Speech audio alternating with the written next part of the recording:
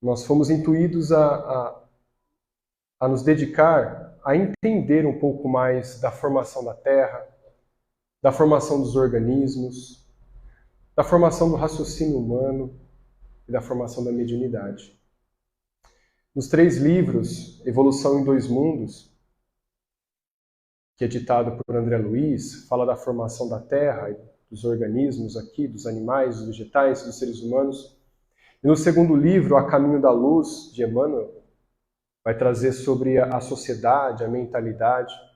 E no último, Nos Domínios da Mediunidade, onde traz o homem, a consciência e essa aspiração que o homem tem de poder ressarcir o débito do passado, sendo assim orientado através dos nossos irmãos espirituais no trabalho do dia a dia com a mediunidade. E hoje, através desses 3 estudos também, vou trazer um tema interessantíssimo sobre o Evangelho segundo o Espiritismo, que é o capítulo 9, que fala: bem-aventurados os mansos e pacíficos. E traz o item a paciência. Nos dias de hoje, como nós estamos passando pelo período de transição planetária, não há de ser diferente quando a gente analisa o cenário que estamos vivendo. Seja ele no plano das emoções familiares, das emoções sentimentais, das emoções políticas, de todos os âmbitos, da educação. E mais que nunca, nessa reta final que nós elegemos um líder planetário, um líder do Brasil, no caso, né? Temos que ter um olhar especial para a paciência. E nós temos indivíduos encarnados, com débitos do passado, tentando se regenerar, seja ele qual for o indivíduo. Devemos ter um olhar de caridade. E a paciência para uns com os outros, principalmente, levando assim um equilíbrio da fraternidade. Então hoje, para a gente iniciar o capítulo, diz o seguinte: bem-aventurados os mansos, porque eles possuirão a terra. Então, nessa transição planetária, nós estamos passando de um período de prova e expiação. Nós viemos lá do Egito Antigo, da época do Egito Antigo, passando pelos ensinamentos de Jesus. E hoje, no final dos tempos, como foi falado por diversos profetas, não seria o fim do mundo. É o fim do tempo de prova e expiação. Onde o limite veio que aquele que aprendeu, deixou de lado as cascas da amargura, da vingança, do ódio, ficar de coração aberto para o amor e para a fraternidade. Possuirão a terra os mansos. E quando a gente fala bem-aventurados, a gente não imagina a profundidade da palavra aventura. Bem-aventurados os mansos, aqueles que aceitam. Por que bem-aventurados? Quando a gente define aventura, a gente logo remete à imaginação de uma caminhada na montanha, né? Numa mata, onde a aventura traz muitos desafios a serem vencidos. Desafios esses que a gente não consegue esperar, a gente não espera, mas a gente tenta vencer. Então, o mesmo sentido de aventura foi que Jesus nos trouxe. Bem-aventurados, aqueles que passaram por diversas dificuldades e venceram, os mansos, porque aceitaram as provas com mansidão, sem murmurar, reclamar. É difícil. Mas nós estamos tentando o tempo todo. E esse item diz o seguinte: a dor é uma bênção que Deus envia aos seus eleitos. Nós somos os eleitos aqui neste planeta. Nós consideramos planeta prisão, onde nós temos a liberdade de escolha dentro dessa natureza esplêndida, essa prisão fica um pouco mais fácil. Mas os ensinamentos que esse planeta nos dá são muito grandes e definitivos ao nosso espírito. Então, aqueles que permanecerão na Terra usufruirão de mais calmaria, equilíbrio de todos os tipos. Equilíbrio da natureza, equilíbrio dos efeitos da natureza, do tempo, da adversidade, a diminuição das doenças. Já começou. A tecnologia traz, dia após dia, o estudo e a identificação de curas. E há um pouco tempo atrás nós já encontramos a cura do câncer. E a cura do câncer, ela traz um significado tão importante de muito sofrimento. Recordo que quando eu assisti essa notícia, minha esposa ao lado, eu quase chorando de emoção, porque é algo que traz muita tristeza para todo mundo, eu como biólogo, minha esposa meio que revoltada. Mas só agora? Vai ser muito caro? Só nos Estados Unidos consegue a cura, e a cura está em torno de R$1 milhão. Mas já é o princípio. E por que ela se revolta tanto? Porque a mãe, a minha sogra, faleceu de câncer de estômago. Fulminante. Quando descobriu, já era tarde. Então por isso veio a revolta dela. Mas aí a gente conversando, comentando com ela, olha, a cura já tem. E os seres humanos são tão impressionantes que desse tratamento caríssimo, principalmente os brasileiros, vão dar um jeitinho desse tratamento ficar muito baixo. Nós estamos no Brasil, como diz o livro Brasil, Coração do Mundo, Pátria do Evangelho, somos o transporte da árvore do Evangelho da Europa, de todas as partes do planeta para cá. Se vocês já não repararam, o único problema do Brasil são os brasileiros. Mas nós temos a importância e a dedicação de nos melhorar. Somos acolhedores, somos fraternos, conseguimos fazer piada das nossas próprias desgraças. E nós estamos de braços abertos para receber os povos do mundo inteiro. Nas nossas Olimpíadas, uma cena muito forte que me marcou foi quando no fechamento da festa de encerramento, todos os cordões de isolamento das delegações foram abertos e todos os povos se misturaram. Porque nós somos uma mistura de todos os povos. É só a gente olhar a nossa árvore genealógica, a nossa árvore genética, e entender portugueses, alemães, espanhóis, austríacos, japoneses, chineses, todos os povos estão aqui misturados. Então aqui nós estamos ensinando a fraternidade, mesmo que pareçamos tão independentes, tão orgulhosos.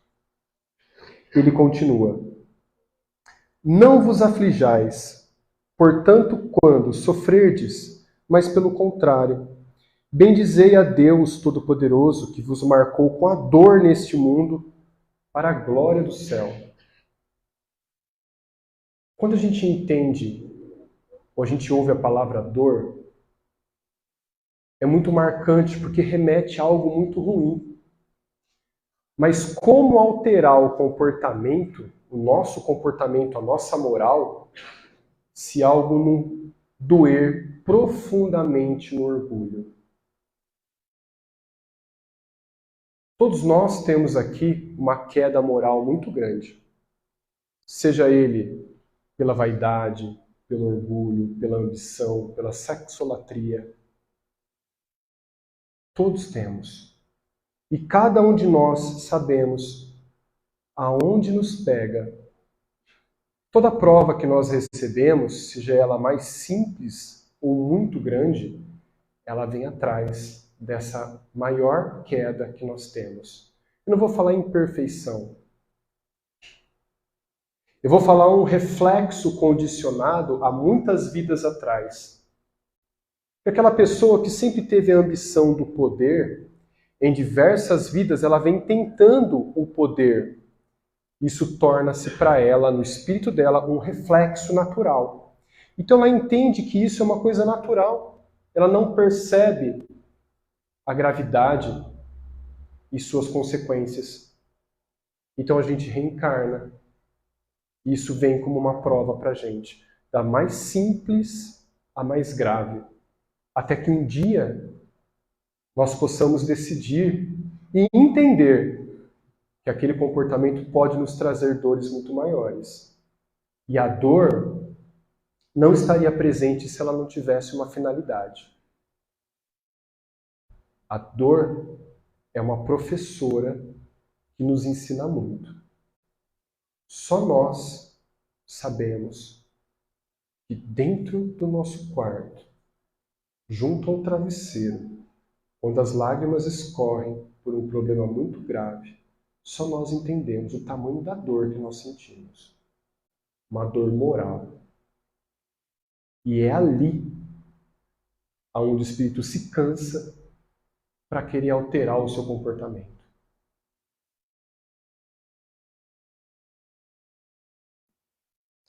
Qual a finalidade da encarnação? Agora a gente vai devagar pelo livro dos Espíritos para poder entender porque bem-aventurados os mansos e pacíficos.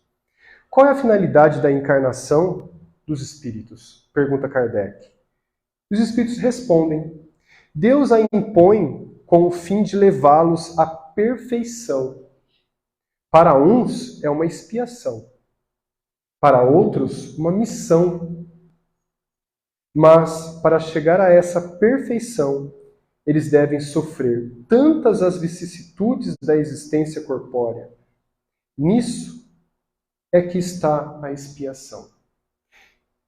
Ninguém impõe passar pela expiação, a não ser nós mesmos ressarcir algum débito do passado. E esse débito do passado, ele veio como um equívoco que nós tivemos. Um equívoco de que um poder vai deixar a gente melhor. O equívoco de que uma pessoa ao nosso lado, mesmo que retirada de uma outra família ou de um companheiro ou companheira, vá nos fazer feliz. De uma ilusão tamanha de que a fortuna vai fazer felicidade. E para chegar nesse objetivo, nós realizamos coisas terríveis. Todos os espíritos nos dizem que essa encarnação é a melhor que nós já tivemos. Nós estamos bem. Agora imagine o que ficou para trás. Por isso que Emmanuel sempre cobrava de Chico Xavier trabalho, humildade. Quando estava na beira do açude, no primeiro encontro com Emmanuel perguntou: você quer trabalhar com a mediunidade com Jesus? E Chico responde: sim, se os bons espíritos não me abandonarem. E Emmanuel responde: eles não te abandonarão. Mas para isso, você precisa estudar muito, trabalhar muito e se esforçar no bem. 3 coisas. E o Chico olha para Emmanuel e pergunta: e como eu vou conseguir isso? Aí sim vem a célebre frase: disciplina, disciplina e disciplina. Se nós não tivermos disciplina naquilo que a gente vai fazer, a gente acaba se perdendo pelo caminho.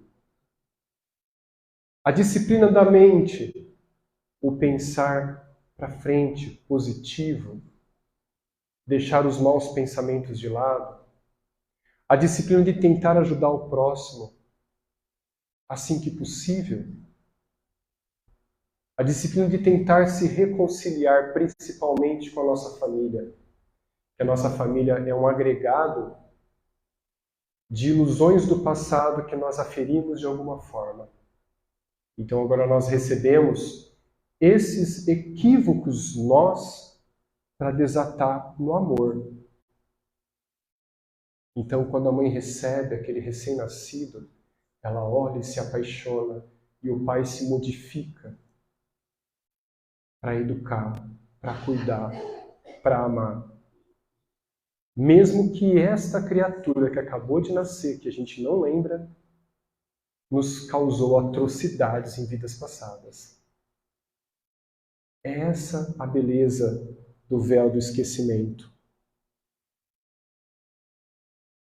A encarnação tem ainda outra finalidade, que é a de pôr o espírito em condições de enfrentar a sua parte na obra da criação. Qual que é a nossa parte na obra da criação? Quando a gente analisa o quem eu sou perante o universo, a gente consegue entender a fundo que somos um universo inteiro pequeno. Quando a gente entende o Big Bang, a gente vai pegar a parte da ciência, que está descrito na Bíblia Gênesis, quando a frase diz: "E assim se iniciou tudo", quando Deus disse que se faça a luz. E a luz se expandiu, iluminando as trevas. Nada mais é que a concentração de energia e matéria em expansão da origem do Big Bang. E quando nós aqui formamos o nosso sistema solar através de poeira cósmica, átomos e moléculas, quando nós observamos as nossas células que formam o nosso corpo, somos formados de átomos e moléculas.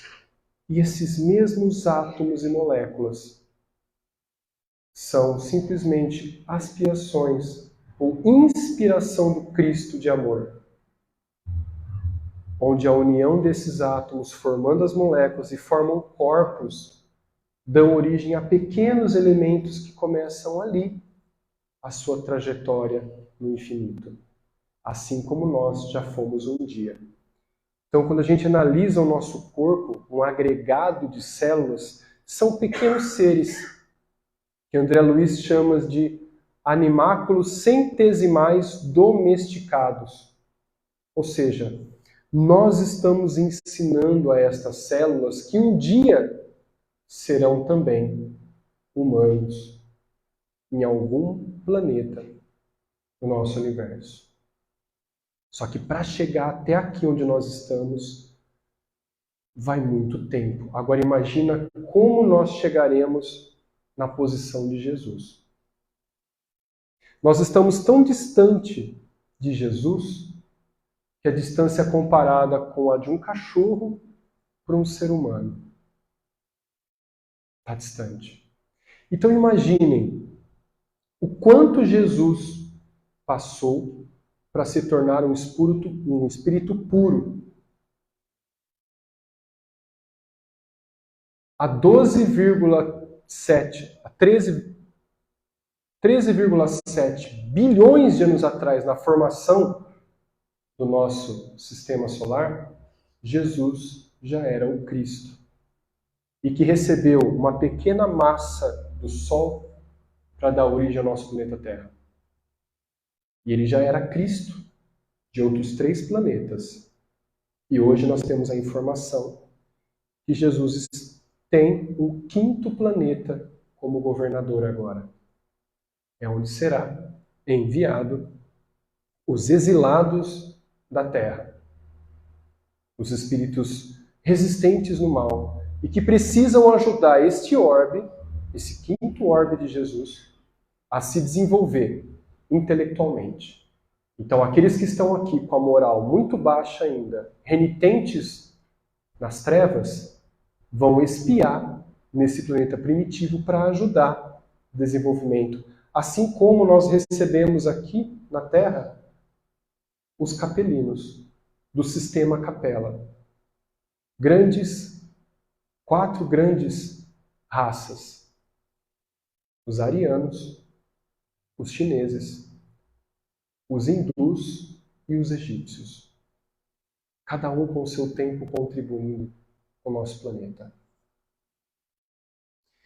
É para executá-la que ele toma um aparelho em cada mundo, olha só, em harmonia com a matéria essencial do mesmo.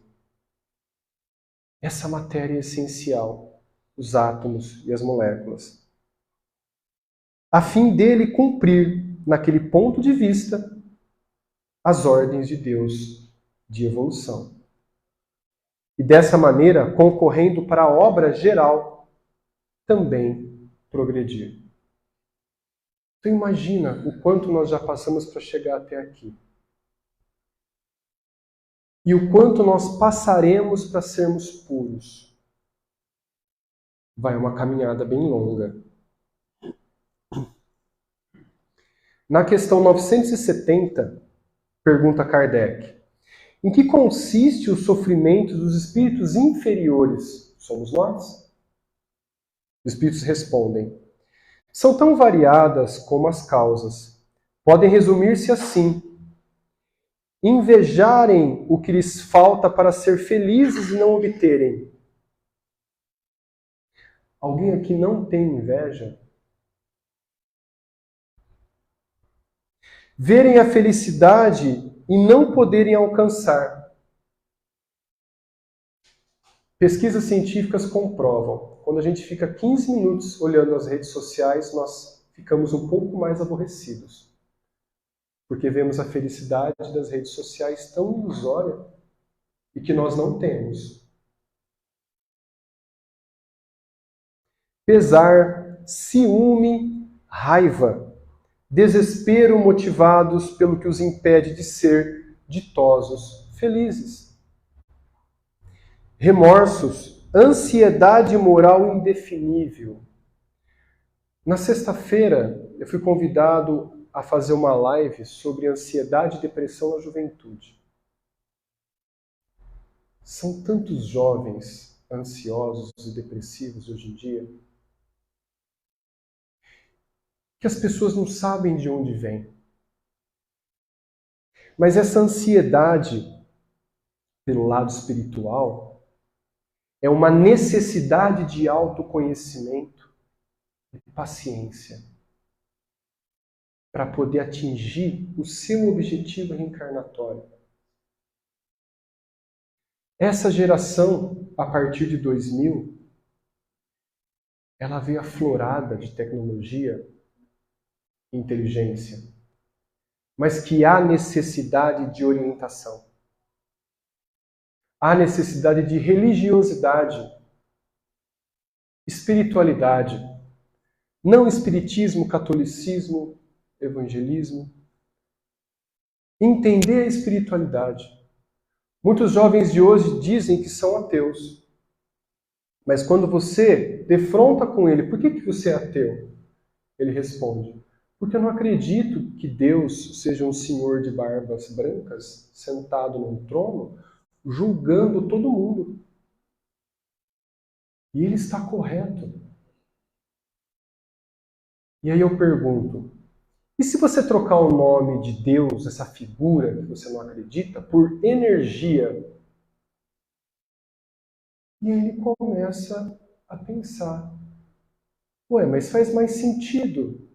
Então, será que o homem não alterou a imagem e não compreendeu que a imagem e semelhança do Cristo é simplesmente deste planeta e que Deus é uma energia que está em todo lugar? Uma energia inteligente, onipresente. E assim ele acaba tendo uma sementinha para pensar. Não julgando para Y, X ou Z de religião, mas fazendo com que ele busque a sua espiritualidade. E muitos desses jovens são jovens médiuns que vieram transformar o planeta. Estar mais próximo da comunicação com os espíritos, auxiliando no nosso desenvolvimento. A maioria dos médiuns que não entendem que são médiuns, geralmente tem uma ansiedade e uma depressão. Por não entender aquilo que sente, que ouve ou que vê. Porque muitas vezes está ansioso e não por ele mesmo, mas por um espírito que quer ajuda. Por um irmão desencarnado que não entendeu que está desencarnado ainda e que necessita de uma ajuda imensa. Só que aquele encarnado, jovem médium, que sente essa aproximação, acha que é de si mesmo. Então precisa de uma orientação.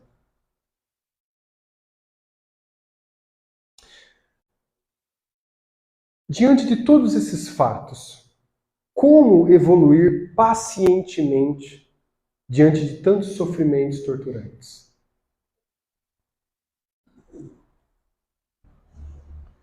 O equilíbrio. Como a gente pode atingir o equilíbrio mental, o equilíbrio espiritual, o equilíbrio do corpo? Porque nós recebemos esse corpo emprestado deste planeta para que a gente possa ter um objetivo. Cumprir todos os objetivos da nossa reencarnação. Se a gente não cuidar do corpo, não tem como a pessoa se desenvolver.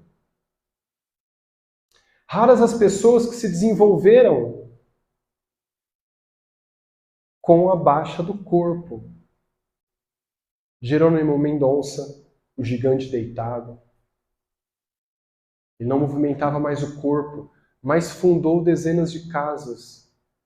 Fazia centenas de palestras. E mesmo assim, deitado numa cama, ajudava centenas de milhares de pessoas. Stephen Hawking, todo encolhido numa cadeira de rodas, apenas com a mente, ajudou o desenvolvimento do nosso planeta intelectualmente. Grandes gênios da nossa época. Um grande gênio. Se a gente unir uma tríade, fé, conhecimento e vontade, a gente encontra o equilíbrio. Começando então pelo conhecimento. Como diz Jesus, e conhecereis a verdade, e a verdade vos libertará. Como conhecer a verdade? Lendo, estudando, buscando informações da espiritualidade. Não só nos livros, no Pentateuco Espírita, por Kardec ali codificado, mas na Bíblia, nos Evangelhos. Ali está a orientação para o autodesenvolvimento. Então, quando a gente estuda a espiritualidade, a gente acaba nos entendendo. E qual a bússola, a orientação para que a gente se sinta bem? A fé, a oração. A fé, a gente geralmente leva para o lado da religião. Mas, na verdade, a palavra fé significa acreditar em algo que você não vê. Todos nós temos fé. Inclusive, tem um aluno meu que se dizia ateu e que quando conversava comigo, a gente imagina assim, né? Que o ateu, uma pessoa que não está nem aí para ninguém, não tem nada. Não está se importando com nada. Muito pelo contrário. Ele é fraterno, ele é companheiro, ele ajuda muitas vezes, muita gente. E eu dizia para ele, você tem fé? Ele imagina, eu não acredito em nada. Sou cético. Não, você tem fé. E em muitas conversas, e um pouquinho fazendo pensar, mas não tentando convencer de algo, mas fazendo pensar. Ele entendeu. Realmente eu tenho fé. Fé que eu posso ser melhor. Fé que existe um algo a mais que eu ainda não conheço, que estou tentando descobrir agora. Então a fé. E que nós, que já temos uma espiritualidade, vemos a fé num Criador, no nosso mentor, no nosso guardião, nas pessoas que já se foram da nossa família, que estão nos auxiliando. Hoje, completa 2 meses do desencarne do meu pai. Mas você não está triste? Não. Porque ele deixou esse corpo tão pesado para seguir na espiritualidade se desenvolvendo. Como que eu posso ter o orgulho de querer segurar com a gente nessa prisão corporal? E eu tenho a certeza, tenho fé, que assim que ele se reequilibrar, estabelecer o equilíbrio mental e emocional, ele vai nos visitar. Assim como ocorreu com a minha sogra. Em várias vezes no Dia das Mães, ela nos visitou.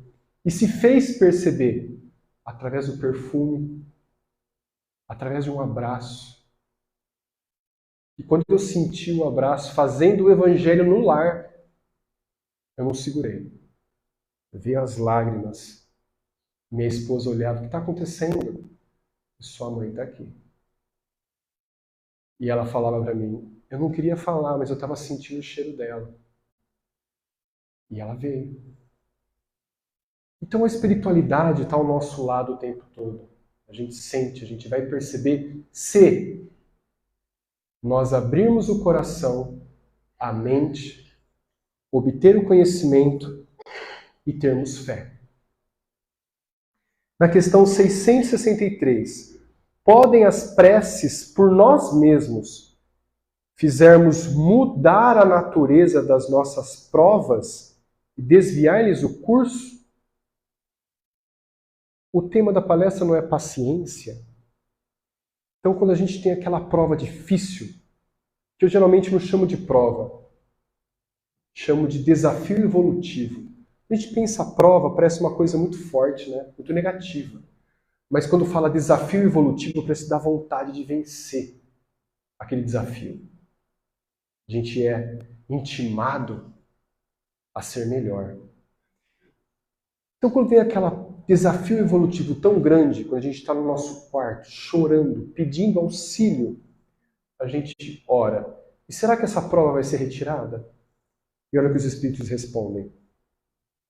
As vossas provas estão nas mãos de Deus, e algumas há que tem de suportá-las até o fim. Nosso próprio bem e adiantamento moral. Mas Deus sempre leva em conta a resignação. Eu entendo, eu aceito e eu preciso mudar. A prece traz para junto de vós os espíritos bons, e dando-vos a este a força de suportá-las corajosamente. Menos rudes elas vos parecem. A prece nunca é inútil quando bem feita, porque fortalece aquele que ora. Ajuda-te a ti mesmo, e o céu te ajudará. Bem o sabes. Quem nunca passou por essa tormenta e após as lágrimas terem corrido do rosto, o cansaço abateu e você adormeceu? E acordou, parece que renovado, com a vontade de fazer diferente, vontade de reconciliação, vontade de não praticar a vingança, mas de ter uma calmaria. E foi a conversa com o nosso orientador no plano espiritual, fora do corpo, que nos deu essa tamanha força. Mas, se você orar com fé, com a pureza do coração, perdoando aqueles que te fizeram algum mal, você vai receber uma energia tão grande, não vai conseguir acreditar. E por último, a vontade, a ação, o amor. Quem age tem a vontade, que é simbolizada pelo amor.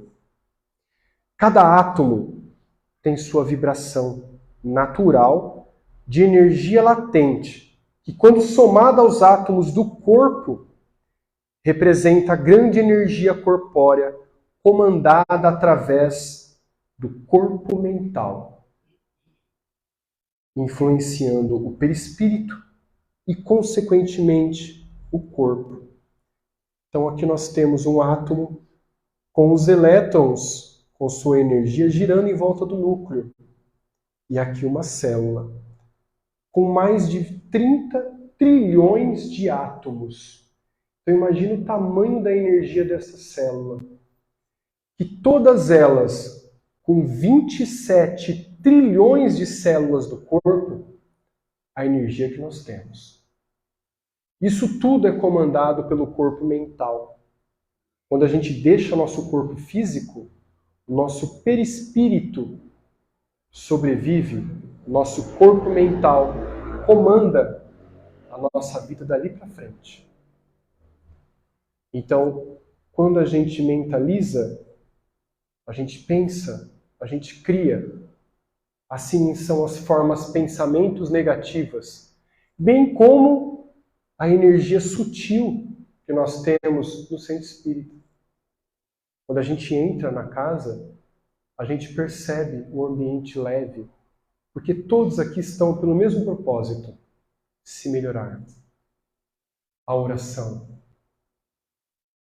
E o equilíbrio dessas energias é sentida.